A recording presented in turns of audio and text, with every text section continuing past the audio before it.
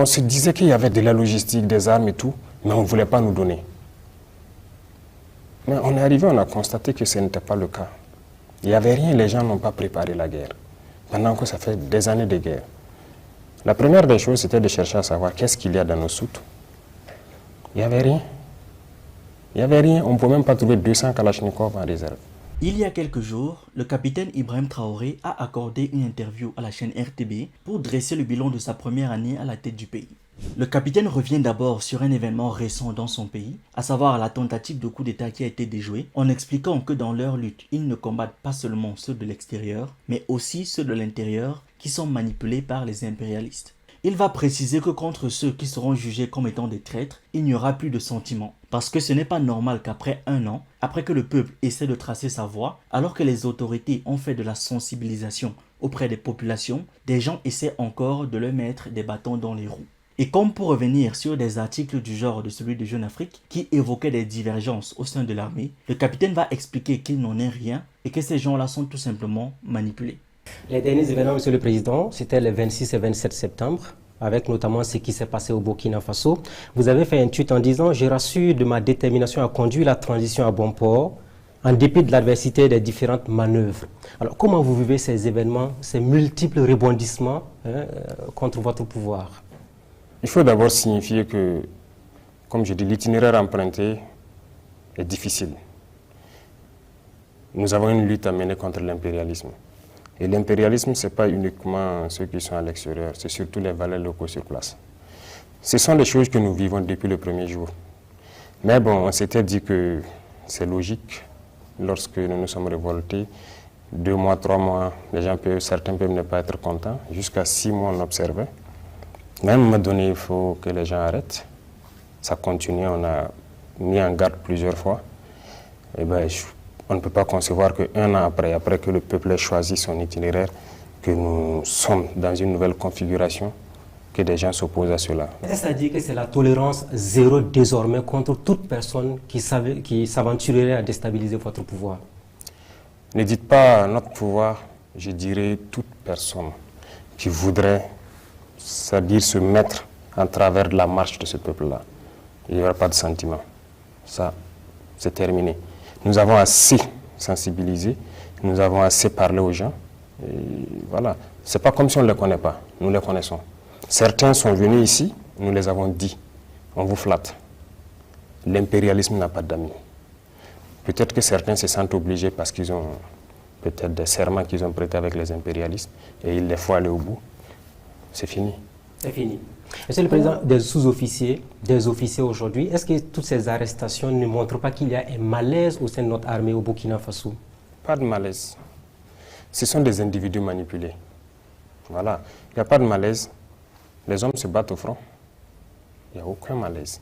Et si vous regardez ceux qui sont dans ces situations-là, ce n'est pas forcément des gens venus du front. Donc des Burkinabés se battent. On ne peut pas concevoir que d'autres qui sont à l'arrière, ils se permettent de rentrer dans certains projets. Et en fait, il faut reconnaître que les impérialistes, ils sont très malins. Ils peuvent prendre quelques individus avec qui ils traitent, et ces individus se sentent obligés d'aller au bout parce qu'ils sont menacés aussi. S'ils ne vont pas au bout, ce qu'ils ont pris ou bien les serments qu'ils ont prêtés avec eux, ils auront des problèmes. Mais ils vont embarquer d'autres personnes dedans. C'est peut-être que les gens soient intelligents. Mais voilà, il n'y a pas de problème majeur.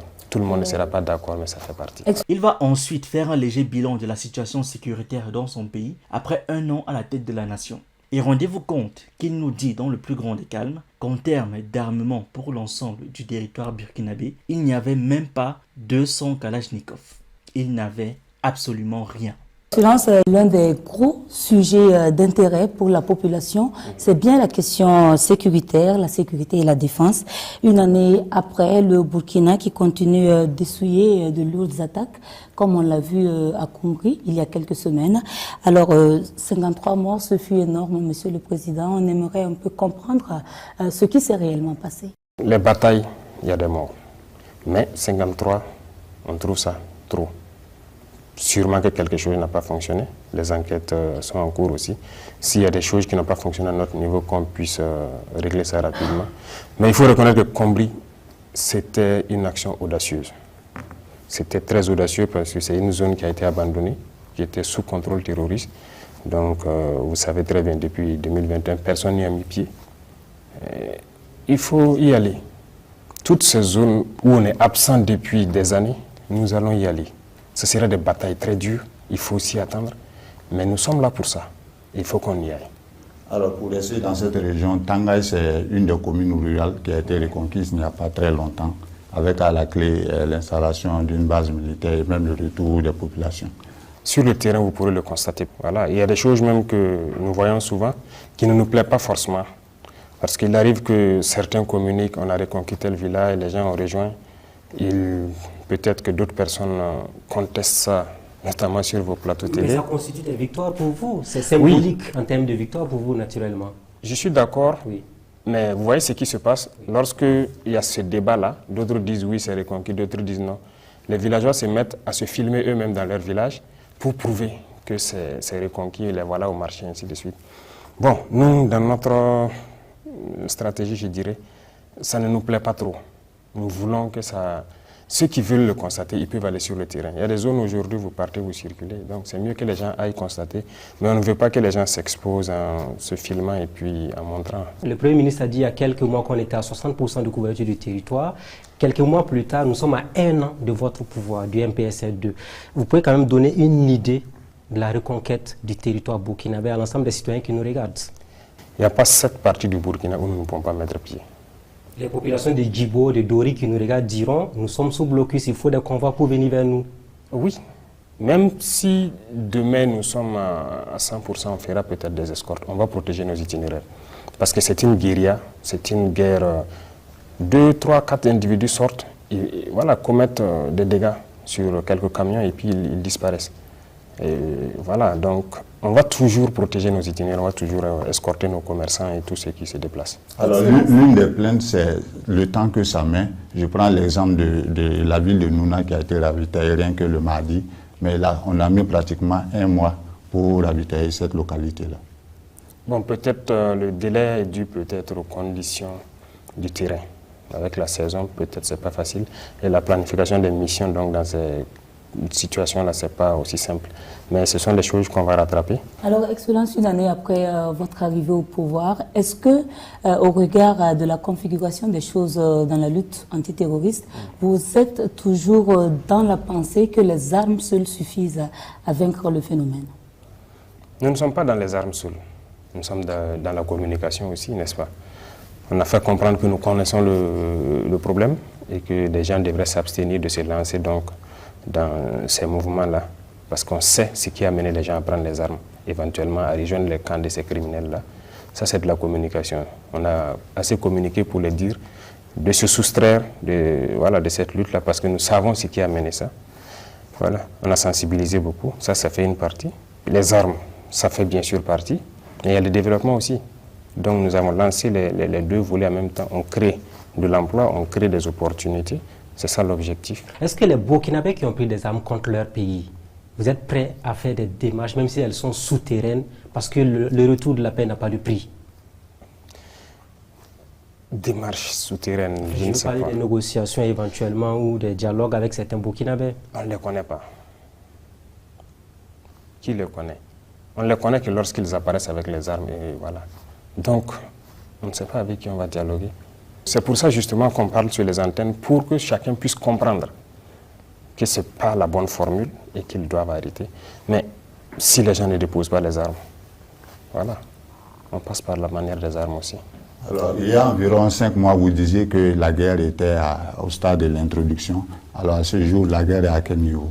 Je dirais qu'on est toujours à l'introduction, parce que l'équipement qui doit venir, ça commence un peu. On n'est même pas à 10% d'abord. La guerre n'a pas encore commencé? Nous sommes à l'introduction, comme on l'a dit. Les opérations sont plus aériennes et souvent aéroterrestres. Nous avions beaucoup de soucis. Que ce soit l'effectif, l'organisation, l'équipement, ce n'était pas ça. On se disait qu'il y avait de la logistique, des armes et tout, mais on ne voulait pas nous donner. Mais on est arrivé, on a constaté que ce n'était pas le cas. Il n'y avait rien, les gens n'ont pas préparé la guerre. Pendant que ça fait des années de guerre. La première des choses, c'était de chercher à savoir qu'est-ce qu'il y a dans nos soutes. Il n'y avait rien. Il n'y avait rien. On ne peut même pas trouver 200 Kalachnikov en réserve. Pour l'ensemble du territoire burkinabé? Bien sûr. 200 Kalachnikov? Il n'y en avait pas en réserve dans les soutes. Okay. On a envoyé des missions à aller vérifier. Vous pouvez aller, d'ailleurs vous êtes des journalistes, allez-y au niveau du matériel, vous les demandez en octobre qu'est-ce qu'il y avait, quelle quantité de munitions il y avait. On ne pouvait pas communiquer.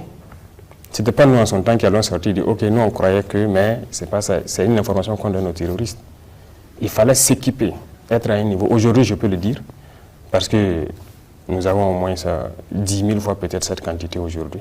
Le président revient aussi sur les VDP, ou volontaires pour la défense de la patrie, qui sont des civils s'étant engagés pour défendre leur patrie, et nous raconte comment ça se passe avec eux dans l'armée. Excellence, l'opinion s'intéresse également à la coordination du travail sur le terrain entre FDS et VDP, parce que de plus en plus, on a le sentiment que les VDP tombent beaucoup plus au front.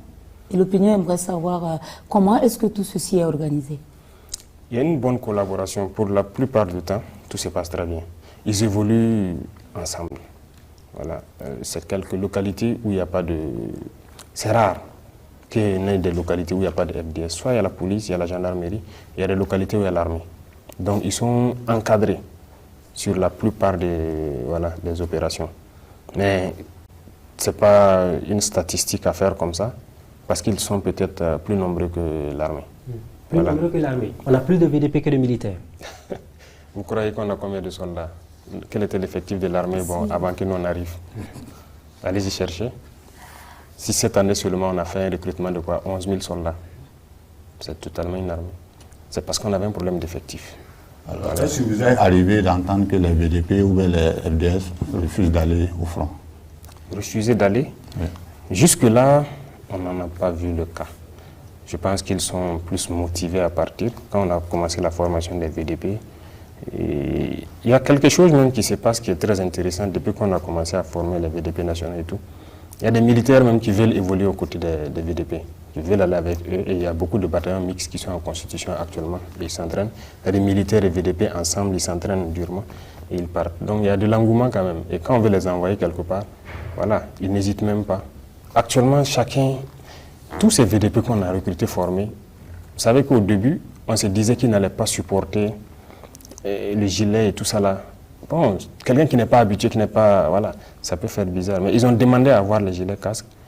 Certains croyaient qu'on n'allait pas avoir pour tout le monde parce qu'on a vu la polémique se monter.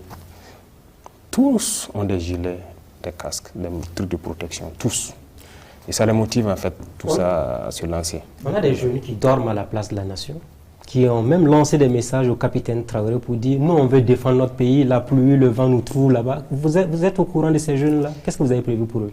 Oui, je crois qu'entre-temps, on m'a rendu compte, je ne sais plus, il y a 1 mois de cela ou 2 mois, qu'il y a des jeunes justement qui dormaient donc, à la place de la nation pour défendre. L'instruction a été donnée donc, de les prendre et on m'a rassuré, soit ils ont fini leur formation, ou ils sont toujours en formation. On les a récupérés, mais bon, on avait des gens de patienter parce qu'on allait lancer encore. Voilà. Mais je ne sais pas s'il y a toujours de l'affluence. Voilà. Mais il faut reconnaître que les Burkinabés sont engagés pour défendre leur terre. C'est ça le plus important. C'est cet éveil-là qu'on cherchait. Les gens ont compris et on rend grâce à Dieu. Et aujourd'hui, que peut-on faire comme point du recrutement et de la formation des contingents? Oui, je vous disais que cette année seule, quand on prend l'armée des terres, on est à 11 000 qu'on a recrutés. La plupart sont en MCO. Ce qu'on dit MCO, c'est les phases avant l'engagement. Ils font une mise en condition opérationnelle, c'est-à-dire un entraînement particulier intensif. Donc, quand ceux-là vont s'engager, voilà, on pourra passer au développement. Côté gendarmerie, il y a eu des gendarmes auxiliaires qu'on a décidé de recruter. La première vague a fini 1400, il y a au moins 1500 encore, donc ils étaient 3000 en tout. Côté eaux et forêts aussi, vous avez dû remarquer, il y a un recrutement spécial de 4000 qu'on a lancé. Même au niveau des policiers, je pense que vous avez vu leur réorganisation. Voilà, on a regroupé en Goumi. Voilà, c'est ce qu'on appelle le groupement mobile d'intervention, qui sont déployés un peu partout, à qui je rends hommage d'ailleurs au passage, qui sont engagés, fortement engagés, parce qu'avant ils n'avaient pas peut-être un certain type d'équipement qu'on refusait de les donner. Actuellement, ils ont tout. Donc voilà, on recrute et on réorganise et on avance. L'un des journalistes va lui demander si envoyer des forces au Niger ne contribue pas à affaiblir le pays. Ce à quoi le capitaine lui répond tout simplement qu'il faut savoir voir au-delà des problèmes et comprendre que ce qui arrive aux autres peut nous arriver aussi. Donc, il vaut mieux les aider quand on le peut. l'Assemblée nationale a donné son quitus pour l'envoi d'un contingent au Niger. Alors, est-ce que cela ne contribue pas à disperser les forces au niveau du Burkina? Non. Je pense que le débat s'est tenu là-bas et les arguments ont été assez suffisants. Lorsque vous devez défendre le périmètre de cette table, vous ne restez pas normalement sur la table pour défendre. Vous partez au-delà. Si nous on avait soutenu le Mali depuis les années 2012, si on avait soutenu le Niger, vous croyez que le terrorisme serait arrivé là? Je ne pense pas. On est resté bras croisés, ça n'arrive qu'aux autres. D'ailleurs, c'est ce que beaucoup d'États autour font aussi. Je crois que ça ne va pas les arriver. Non, on fait des erreurs. D'abord, donc sur ce point seulement, la meilleure manière donc de se défendre, c'est d'aller un peu au-delà. C'est d'ailleurs l'argument que certains États occidentaux avancent, qu'ils viennent ici pour combattre le terrorisme, pour que ça n'arrive pas chez eux. Et l'autre chose, c'est quoi? C'est un peuple frère qu'on veut agresser. Il n'y a pas de raison que nous restent les bras croisés. Si on laisse déstabiliser le Niger, tout le monde a suivi pour la Libye. C'est ça qui a déversé toutes sortes d'armes ici. Et voilà, le terrorisme s'est amplifié. On va encore laisser le Niger se désintégrer? Il faut qu'on raisonne. Non.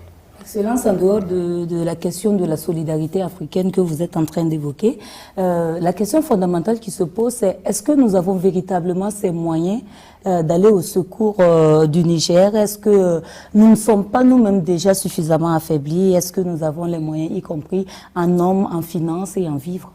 Quand on parle là-bas, ce que je vous ai expliqué, ce n'est pas forcément le Niger qu'on parle de. C'est pour nous-mêmes d'abord. Il faut qu'on les aide. Si le Niger est déstabilisé, le Burkina, c'est foutu. Aujourd'hui, nous arrivons déjà avec... On n'est pas déployé d'abord, mais on fait beaucoup de choses ensemble. Rien que la semaine passée, les vecteurs aériens ont opéré en parfaite symbiose pour détruire une colonne que les Nigériens ont vu quitter vers chez eux en rentrant chez nous ici. Et nous, nos appareils sont intervenus, leurs appareils sont intervenus, tout a été bien coordonné pour... C'est ça qu'on demande. Et il faut qu'on s'aide comme ça entre pays voisins. Et finalement, qui paiera cette note? Qui paiera? Cette note? Non, ce n'est pas une note particulière. De toute façon, sur notre territoire, on fait des opérations. Il n'y a rien de particulier si les soldats se retrouvent de l'autre côté de la frontière pour faire la guerre. La création de l'AES, ou Alliance des États du Sahel, est-elle un indice que ces pays membres vont quitter la CEDEAO? Le président répond. Le 16 septembre 2023, donc, il y a eu la création de l'AES, l'Alliance des États du Sahel. Est-ce là un processus vers la fin de la CEDEAO ou le retrait de ces trois pays de la CEDEAO pour une certaine autonomie? L'AES, c'est une défense en commun. Nous avons décidé d'unifier nos espaces. Aujourd'hui, peu importe la situation au Niger, aussi au Burkina ou au Mali, on peut bénéficier l'un comme l'autre du soutien de ce partenariat-là. Donc c'est ça d'abord le plus important pour nous, parce que nous, ce qui nous préoccupe, c'est la question sécuritaire, nous sommes en guerre, et c'est ça qui nous préoccupe d'abord. Le reste, ça viendra. La CEDEAO et l'AES? La CEDEAO est là. Jusqu'à preuve de contraire, on n'a pas quitté la CEDEAO. Mais l'AES est une alliance de défense. Que peut-on retenir de l'état de nos relations avec la Côte d'Ivoire lors des changements intervenus au Niger et avec les différentes décisions de la CEDEAO? On a vu deux pays qui ont adopté des postures totalement différentes. Il n'y a pas de problème particulier. Je pense que même demain, les peuples burkinabés et ivoiriens, on est ensemble. Il n'y a aucun problème. Mais les politiques peuvent différer, comme sur ce cas précis où ils ont décidé, les politiciens ont décidé une certaine posture. Nous sommes dans une certaine posture. Mais de toute façon, voilà, chacun réfléchit. Le souci, c'est la population qui paye le coût, qui prend le coût. Jusqu'à preuve de contraire, ça n'affecte pas la population. Je pense que certains pays ont décidé d'aller intervenir au Niger. Ouais, ils peuvent y aller. Ça n'affecte pas la population. Nous avons aussi décidé de protéger nos frères nigériens. Donc, on va renforcer leur armée en cas d'agression. Voilà, c'est le peuple nigérien que nous... Parce que lorsqu'il y a une agression armée, il y a forcément des dommages. Et voilà pourquoi nous disons que nous soutenons l'armée du Niger pour protéger leur population, parce que c'est leur mission principale. Question inévitable, qu'en est-il de la Russie? Est-ce qu'on ne va pas simplement dans les bras de notre maître, ou alors est-ce qu'on travaille véritablement pour être autonome? Monsieur le Président, quelque fait marquant de notre diplomatie, c'est la cristallisation des relations entre le Burkina Faso et la France et notre rapprochement avec la Russie. C'est ce que nous sommes en train de travailler véritablement à être autonomes, ou est-ce que nous sommes en train de travailler à nous faire encore chapeauter par un autre maître, entre guillemets? Un autre maître, c'est trop dit. Je ne pense pas que dans l'histoire de la Russie, par exemple, la Russie n'a jamais colonisé un pays ici. Vous êtes d'accord avec moi? Vous connaissez un seul pays en Afrique ici que la Russie a colonisé? Ou partout ailleurs? Donc, il ne faut pas comparer d'abord les deux. Les vérités d'hier peuvent toujours être celles d'aujourd'hui. Pas évident, mais c'est pour vous dire que nous avons suivi l'évolution de notre pays avec un partenariat. Aujourd'hui, nous sommes dans la guerre, nous avons aussi suivi. On a jugé que ce n'est pas sincère. On arrête. Pourquoi depuis 1960 jusqu'à aujourd'hui, soi-disant indépendance, vous savez bien qu'il y a beaucoup de mots. Ça ne va pas. On produit beaucoup, on a toutes les richesses, mais pourquoi ça ne va pas? Il y a quelque chose qui ne marche pas. Nos matières premières sont exportées. À les transformer, on revient nous vendre encore avec... donc on exporte en quelque sorte nos emplois et toute notre richesse. Sur le plan économique, rien ne va. Sur le plan de défense, on a vu avec la guerre, rien ne va. Pourquoi il faut continuer? On change de partenariat. Qu'est-ce qui garantit que la Russie sera mieux que la France à l'avenir? Les Russes suivent très bien ce qui se passe en Afrique. Et c'est parce qu'ils sont aussi anti-impérialistes que nos esprits, je peux dire nos idées convergent. Voilà. Déjà, quand vous prenez nos équipements ici, la plupart de nos équipements sont russes. La plupart. Ils acceptent de nous vendre tout. Et vous avez vu un équipement, je dirais français peut-être ici? Il n'y en a pas beaucoup. Quelques-uns. Aujourd'hui, dans cette guerre, comme on le dit, cette année, nous avons fait l'expérience. On refuse de nous vendre, par exemple, beaucoup d'États impérialistes refusent de nous vendre ce qu'ils disent, ce qui est létal. Des canons qui se montent sur avion, on refuse de nous vendre. Et voilà. Et avec la France, il y a beaucoup de choses qu'on souhaite payer, mais ils ne vont pas nous donner la licence. On ne va pas nous vendre. Et même avec les Américains, on a eu des soucis. Donc, les terroristes doivent avoir une arme, ils nous tirent dessus. Bon, nous, on ne doit pas avoir ce qui tue. C'est des gaz lacrymogènes, c'est autre qu'on peut nous vendre. Je ne sais pas. Si nous sommes en guerre et que nous avons des populations qui meurent, on veut se défendre, et vous refusez de nous vendre ce qui est létal, vous n'êtes pas nos amis. Pour revenir sur le plan politique, le capitaine explique pourquoi il n'a pas encore levé la suspension d'activité des partis politiques et parle aussi des élections qui devraient avoir lieu en juillet 2024, mais qui ne sont pas une priorité pour lui à cause de la situation sécuritaire actuelle du pays, pour ensuite énoncer la modification prochaine de la Constitution. On va parler des réformes politiques et institutionnelles. Alors, à quand la levée de la suspension des activités des partis politiques? La suspension, ce n'est pas de plein gré. Vous avez vu, c'est une question de sécurité d'abord. On ne souhaite pas que les gens commencent des activités politiques et qu'on soit amené à déployer des forces pour sécuriser. Parce que je pense qu'il y a eu le cas dans un pays voisin où des politiciens ont voulu faire une rencontre et des gens sont venus s'en prendre à eux. Voilà. Et ça nous a interpellés. On dit, bon, c'est difficile, nous on veut employer la force à autre chose. Aujourd'hui, je vous disais que beaucoup d'unités sont constituées. Vous voyez pas trop de policiers dans la rue comme ça. Voilà. On est concentré sur la guerre. On ne peut pas encore se partager pour sécuriser beaucoup de... Il y a trop de partis politiques. Est-ce que vous craignez les partis politiques au Burkina Faso? Craindre pourquoi? S'ils reprennent leurs activités avec éventuellement des mobilisations, on n'a pas fini. Non, ça on ne craint pas. Je vous dis que c'est le peuple qui décide. Vous êtes sûr qu'il y aura de la mobilisation? Non, ce n'est pas ce qu'on craint. Donc si vous n'êtes pas sûr, pourquoi vous ne les laissez pas reprendre leurs activités sans problème? C'est la question de sécurité, j'ai dit. Si demain on dit à des gens de faire leurs activités et que des gens les agressent, qu'est-ce que vous direz? Les OSC qui mènent des activités à l'image des partis politiques. Les OSC qui mènent des activités comme quelle activité?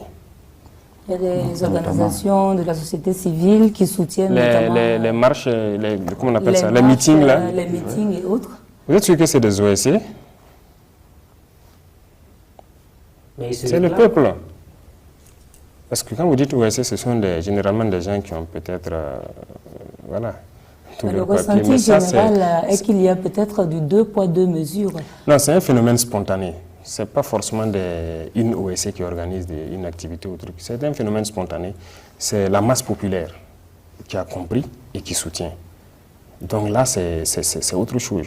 Ce n'est pas forcément une OSC qui s'est levée pour organiser un événement. De toute façon, on a suspendu pour des mesures de sécurité et au besoin, on analyse la situation, on va lever. Est-ce que vous avez pour intention d'assainir justement cette vie politique-là? Et si oui, comment est-ce que vous comptez procéder? Bien sûr, on va assainir. Je pense qu'il y a la relecture des textes. Et vous trouvez normal même que quand on prend le nombre de partis politiques au Burkina, vous trouvez normal qu'on ait tous les idéologies pour développer le Burkina. On a besoin de 100 000. Vous comptez donc toucher au multipartisme qui a déjà été consacré? Le multipartisme existera. En tout cas, il y aura des conditions pour pouvoir exercer. Et ceux qui rempliront les conditions exercent. Monsieur le Président, il y a des gens qui manifestent tout le temps, qui vous soutiennent. Et s'il y a des gens qui veulent organiser des marches de contestation de votre pouvoir, est-ce que vous allez les laisser faire? Ce n'est pas mon pouvoir, c'est le pouvoir du peuple. C'est vous qui êtes le président. Oui, mais c'est le pouvoir du peuple. C'est le peuple qui a décidé que nous soyons là. Ça, il faut que vous le Et si compreniez. une autre partie du peuple dit on va manifester contre le pouvoir actuel, est-ce que vous êtes prêt à les accepter? Les accepter, ils peuvent manifester. Il n'y a pas de problème. Ils peuvent manifester. D'ailleurs, ceux qui veulent aller au complot, là, c'est une forme de manifestation, non? Voilà, ils peuvent manifester. Ils sont libres. Est-ce que justement vous pensez à la question de l'organisation prochaine des élections? Notre pari tient toujours. Vous savez, au rendez-vous de juillet 2024? On n'est pas encore arrivé, donc nous on espère qu'à la sortie de la saison pluvieuse, là, on puisse avancer sérieusement dans la lutte. Et voilà, s'il plaît à Dieu. Excellence, ce n'est pas juillet 2024, mais vous le savez, gouverner, c'est prévoir. Est-ce que vous envisagez effectivement de respecter cette échéance de la fin de la transition comme ce qui avait été retenu dans la charte? Gouverner, c'est prévoir, très bien. Alors, le premier jour, nous avions fait comprendre aux gens qu'on souhaite juste faire le minimum de temps possible dans cette lutte. Si, par exemple, certains acteurs nous avaient laissé lutter sérieusement, on ne serait même pas à cette étape actuellement. Mais les gens ont décidé de nous rendre la vie dure. Lorsque nous nous sommes rendus qu'il y avait un problème d'équipement, on a commandé beaucoup d'équipements un peu partout. Les pays amis nous ont par exemple envoyé immédiatement nos équipements. Et les pays qui sont encore sous le dictat des impérialistes, ou qui sont même impérialistes, ont par exemple décidé de bloquer nos équipements. Ça met du retard chez qui? Qui est responsable de ce retard? Et une fois, on nous a dit ici, vous dites qu'il faut qu'on fasse vite pour faire les élections, et c'est vous encore qui bloquez nos équipements, vous ne voulez pas qu'on fasse la guerre. C'est quoi le problème? Qu'est-ce que vous voulez? Mais s'ils répondent à cette question, voilà. Est-ce que vous êtes en train de nous dire que tant qu'il n'y aura pas la sécurité, il n'y aura pas d'élection? Il n'y aura pas d'élection qui va se concentrer uniquement à Ouagaï, à Bobo et quelques villes autour. Il faut que tous les Burkinabés choisissent leur président. Il faut que ceux qui vont postuler puissent aller partout au Burkina. Voilà, aller faire leur campagne et tout. Donc, il faut qu'on assure la sécurité d'abord. On ne peut pas se mettre... Mais pourquoi on est venu? On est venu pour la sécurité, pour que les Burkinabés puissent vivre dignement et tranquillement. Et une fois que ça c'est assuré, les gens pourront circuler librement, aller où ils veulent, faire leur campagne. Et là, permettre à tous les Burkinabés de choisir leur président. C'est ce que nous souhaitons. Donc aller aux élections n'est pas une priorité absolue pour vous pour le moment? Ce n'est pas une priorité, ça je vous le dis clairement. C'est la sécurité qui est la priorité. On parle de réforme politique au Burkina Faso, nouvelle constitution, entre autres, référendum. Est-ce que vous y pensez actuellement? Les textes actuels ne nous permettent pas de pouvoir évoluer sereinement. Parce qu'il y a Qu'est-ce que beaucoup vous de reprochez à cette constitution actuellement? De toute façon, ce que je vous dis dans les jours à venir, la modification partielle, vous allez voir ce que ça concerne. Et on va toucher à un volet. Nous sommes en Afrique. Oui. Peut-être vous ne trouvez pas, nous imaginons par exemple que les différentes confessions au Burkina, les sages, toutes les représentations des différentes ethnies ou tout cela, vous ne trouvez pas qu'ils puissent donner un avis dans les décisions qui doivent être prises? Parce que cette constitution, c'est uniquement l'avis d'une poignée de personnes éclairées. Mais la masse populaire, là, ils ne comprennent pas forcément ce qui se passe. Donc nous souhaitons par exemple faire des ouvertures. Voilà. Et on trouve que c'est ses leaders coutumiers, religieux et tout, ses leaders dans les différentes communautés. Vous envisagez donc d'intégrer certaines approches participatives? Bien sûr, il faut que les gens puissent, sur certaines décisions importantes, donner des avis. Qu'en est-il de la justice? Comment se manifestera-t-elle sous son commandement? Et quel est le rapport du capitaine avec les médias de son pays? Excellence, on va aussi s'intéresser à la question des libertés fondamentales, notamment avec ce sujet majeur qu'est celui de la justice. Vous savez, au sein de la justice, il y a de très bons acteurs, comme il y a de mauvais acteurs. Et vous le savez très bien. Ce n'est pas moi qui vais vous apprendre aujourd'hui toutes ces affaires qui sont passées. Et il n'y a rien eu. Et vous-même, journalistes, là, il faut que vous vous intéressez à certains sujets. Voilà. Combien de gens ont été dans des erreurs graves, dans des crimes économiques, mais il n'y a rien. Ils ne sont pas poursuivis.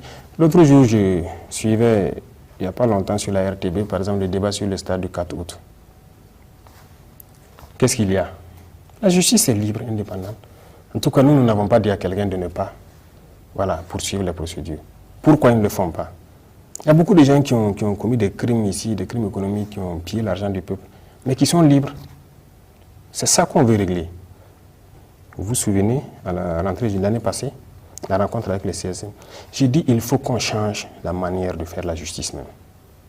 Mais il n'y a pas eu de proposition. Il faut que la justice soit pour tout le monde. Voilà, moi, mon cheval de bataille.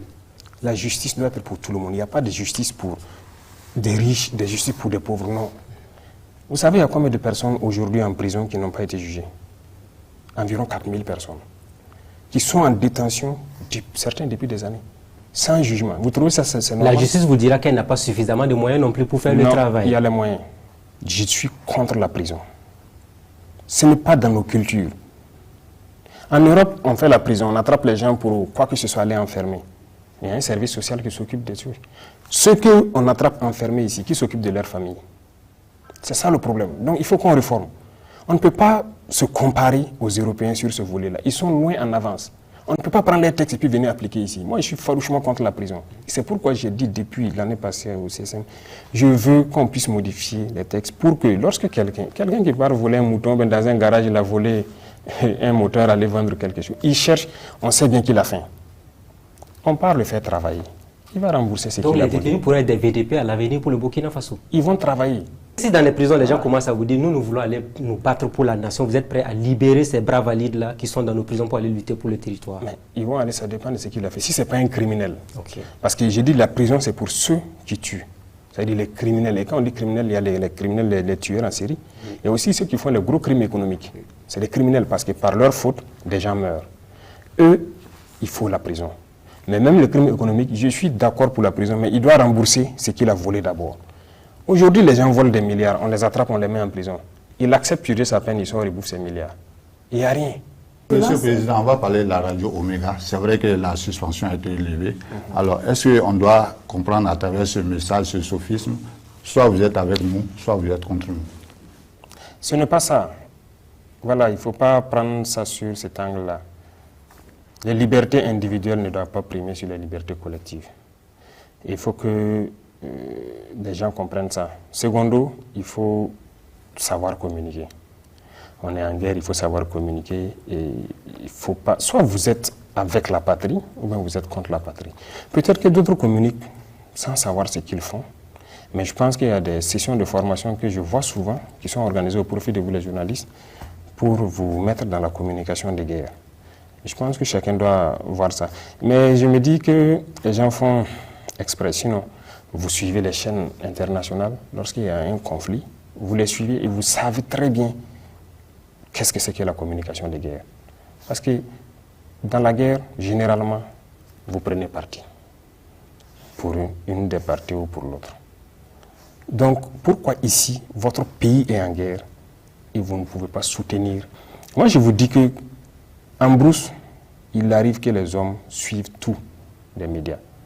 Il y a des moments où vous pouvez voir quelqu'un énervé toute la journée parce qu'il a vu quelque chose dans un média. Et vous pouvez voir quelqu'un aussi très content parce qu'il a vu quelque chose d'autre.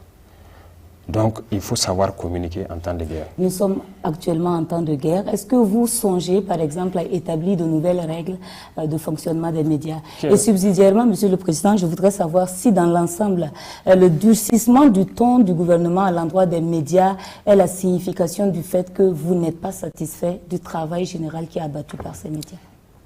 Pas satisfait, ce que je disais, peut-être par méconnaissance pour certains, mais beaucoup font déjà très bien leur travail. Pourquoi on ne reproche pas à tous les médias? Ce n'est pas à tous les médias qu'on fait des reproches. Je vais vous dire quelque chose. La guerre, c'est quelque chose d'assez bizarre. Lorsque on est combattant sur le terrain et qu'on part dans une bataille, il y a deux situations qui peuvent arriver. Vous remportez la bataille sans investir les lieux, ou bien vous remportez la bataille, vous investissez les lieux. Ça veut dire que quand vous investissez, vous pouvez voir tous les dégâts que vous avez causés.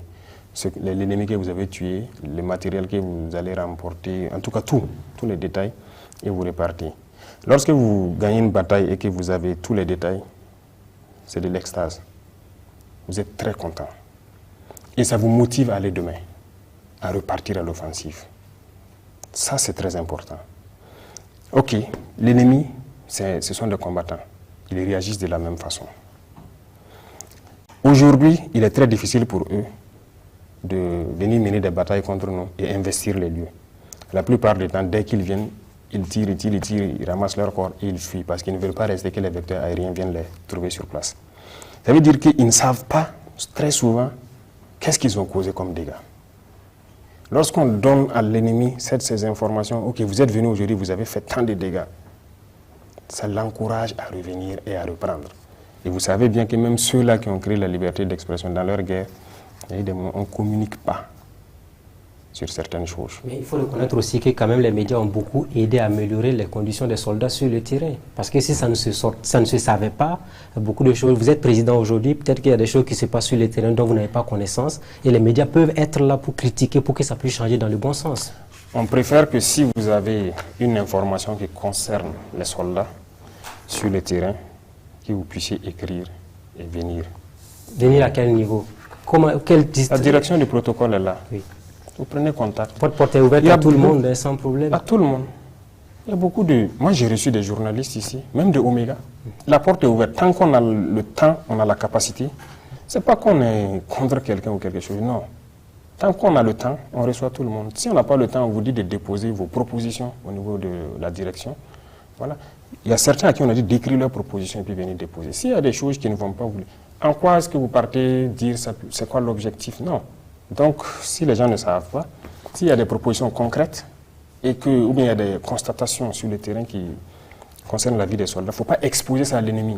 Venez, vous écrivez, vous venez. S'il y a le temps, même on vous reçoit en même temps. Vous exposez la situation et on vérifie. Donc vous n'avez aucun problème avec les médias burkinabés? Aucun. Et pour finir, le mot de fin. Le mot qu'on peut adresser, c'est remerciement. Remerciement pour la confiance placée en nous et remerciement pour la confiance placée à l'idéologie que nous sommes en train de développer. Remerciement pour leur esprit panafricain, parce qu'il faut reconnaître que le peuple, si nous sommes dans un esprit de révolution panafricaine et que le peuple soutient, ils sont dans le même esprit. Donc nous ne pouvons que les remercier pour tout ce qu'ils font. C'est une confiance qu'on a. Sinon, on n'aurait pas lancé la PEC et puis avoir des souscriptions. On n'allait pas lancer les fonds de soutien et avoir des souscriptions. Le peuple a eu confiance en nous. On peut les rassurer que nous n'allons jamais briser cette confiance. Et on ne peut que les remercier et les demander de rester en veille et surtout de rester à l'écoute des vraies informations qui puissent provenir donc, voilà, de nous. Et parce qu'il y a souvent trop de fausses rumeurs qui peuvent amener les peuples à commettre l'irréparable très souvent. Et donc, ce qu'on peut donner comme conseil, c'est de faire attention aussi à ces réseaux sociaux et qu'on continue à se faire confiance. Lorsqu'il y a une information qui est là, on pourra le leur donner clairement et qu'on puisse avancer sereinement dans la construction de notre patrie là, voilà, avec tout le monde. Dites-moi ce que vous en pensez en commentaire et on se retrouve dans une prochaine vidéo. Pour les nouveaux sur cette chaîne, on parle de culture africaine, d'actualité, de sciences humaines et on s'édifie sur un ensemble de choses qui nous permettent d'anticiper et d'être prêts à toute éventualité. Je vous encourage donc à vous abonner, à liker cette vidéo et à la partager en statut WhatsApp, sur Facebook, sur Instagram ou même ailleurs.